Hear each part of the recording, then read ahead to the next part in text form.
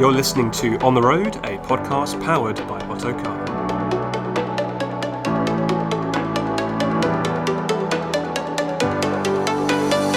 Can I run this?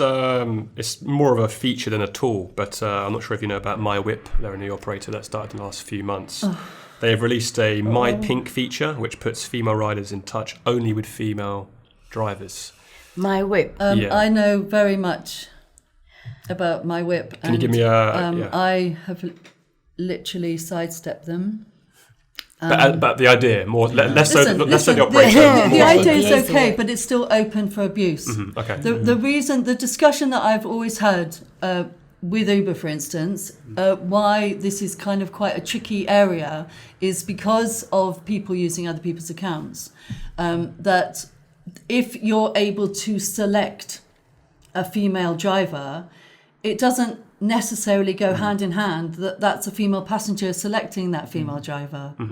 So if that was tidied up and made far more sort of robust, then that's great, because there's lots of, for cultural differences and everything, there's lots of reasons why women are so relieved when a female driver pulls up. I mean, I literally had a lady just ringing her husband, brother, just going, "Oh my gosh, you will never believe it.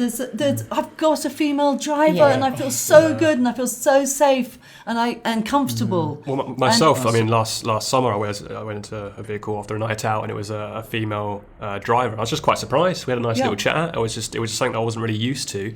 But it was an enjoyable occasion, and we'd like to probably get more female drivers on board. We've got some stats as well, Ish. I think you've got them. I just wanted to read out a statement by Holly Curl. She's the founder of the non-profit organization Stop Street Harassment. But she was talking specifically about the MiPink feature. And she said we basically need more initiatives that focus on addressing the root causes so that sex segregation is not needed as a temporary band-aid fix. She says ultimately these measures are a form of sex segregation, and they put the onus on women to have to try to stay safe. It turns women into the other, and it almost feels like it excuses a harmful behavior by creating this alternative option. I absolutely agree. In a lot of ways,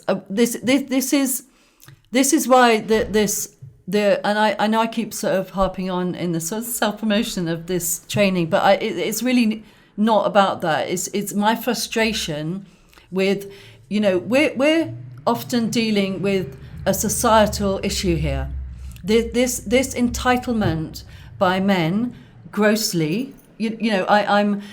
I know my son's a wonderful male human being. I know a lot of incredible, strong males that have very, very strong feminist principles and are doing all they can to address the imbalance around sort of gender and discrimination.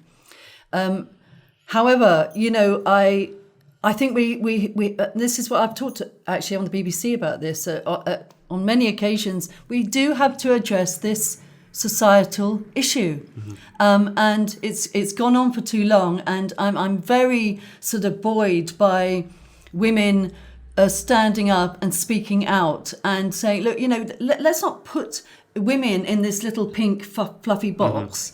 And the issues that I have with MiWhip, and I don't want to just be negative, but it's about the sort of luxury car thing. And all that sort of entails and promotes, and that's not accessible to the everyday person. No, I mean that's more of a kind of USP to try and entice people to kind of get on board for the first time.